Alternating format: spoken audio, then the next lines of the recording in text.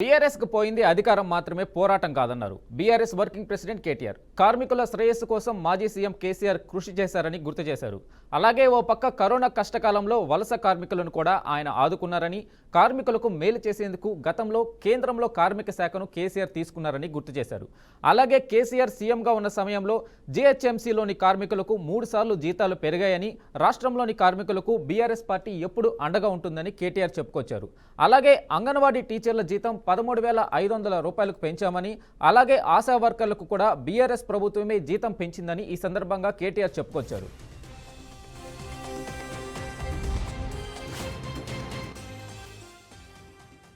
మన రాష్ట్రంలో దాదాపు 35 లక్షల మంది, ఒకరు కాదు ఇద్దరు కాదు, 35 లక్షల మంది కార్మికులు దేశంలోని వివిధ ప్రాంతాలకు వెళ్ళి వచ్చి ఇక్కడ పనిచేస్తున్న వాళ్ళు ఉన్నారు.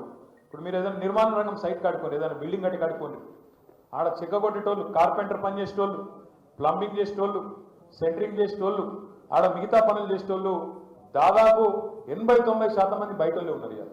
రాజస్థాన్ వాళ్ళు ఉంటారు, బీహార్ వాళ్ళు ఉంటారు, జార్ఖండ్ వాళ్ళు ఉంటారు. ఆఖరికి వరి నాట్లకు పత్తులేరుతందుకు కూడా కూలీలు ఇవ్వాలి. రేపు జార్ఖండ్కి వెళ్ళి, బీహార్కి వెళ్ళి, బెంగాల్కి వెళ్ళి కూడా వచ్చే పరిస్థితి, ఒడిశాకి వెళ్ళి వచ్చే పరిస్థితి. ఇటుక బట్టల కాడిపోతే ఇటుక బట్టల కార్మికులు కూడా ఒరిస్సా వాళ్ళు చాలా మంది ఉంటారు.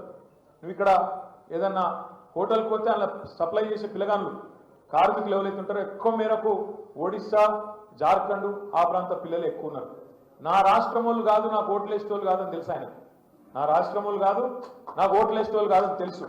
కానీ మనసున్న ముఖ్యమంత్రి కాబట్టి, కార్మిక పక్షపాతి కాబట్టి ఆ రోజు కేసీఆర్ గారు ఒక మాట అన్నారు, మీకు యాదుకుండాలి, టీవీలలో ఉంటే చూడొచ్చు. ఏమన్నాడు ఆ రోజు? వీళ్ళు కార్మికులు కాదు, మా రాష్ట్ర డెవలప్మెంట్ లో భాగస్వాములు, పార్ట్నర్స్ అన్న ఒకే ఒక్క ముఖ్యమంత్రి కేసీఆర్. అంటే కార్మికుల గురించి నాయకుడికి ఉండే సోయి, ఆలోచన, మీ కష్టం గురించి ఆయన గుండెల్లో ఉండే ఆర్తి, ప్రేమ.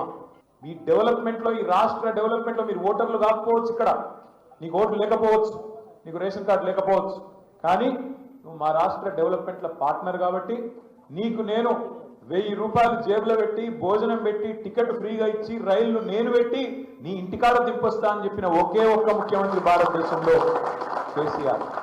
ఒక గది కేసీఆర్ నాయకత్వం అంటే, ఒక గది కేసీఆర్కు కార్మికుల పట్ల ఉన్న ప్రేమ అంటే.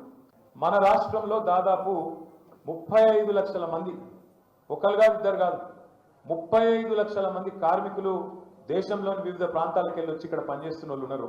ఇప్పుడు మీరు ఏదైనా నిర్మాణ రంగం సైట్ కట్టుకోండి, ఏదైనా బిల్డింగ్ కట్టి కట్టుకోండి, ఆడ చెక్కగొట్టేటోళ్ళు, కార్పెంటర్ పని చేసేటోళ్ళు,